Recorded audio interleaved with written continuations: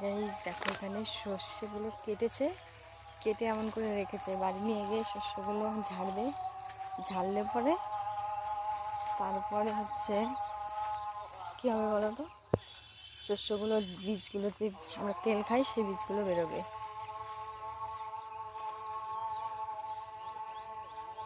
দেখো গাইস এটা পাতো তুলেছে, পাতোগুলো খুব ডিজাইন করে তুলেছে। দেখো গাইস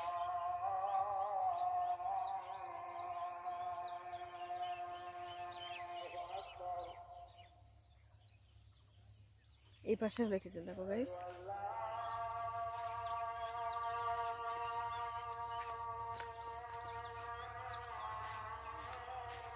দেখো গাইস খুব সুন্দর লাগছে।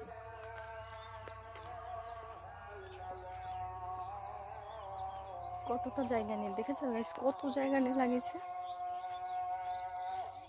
এখান থেকে দেখো তুলেছে, শস্যগুলো তুলে রেখেছে, কাটা হয়েছে এগুলো। দেখো এই যে গোছগুলো রয়েছে এগুলো পরে তুলতে হবে,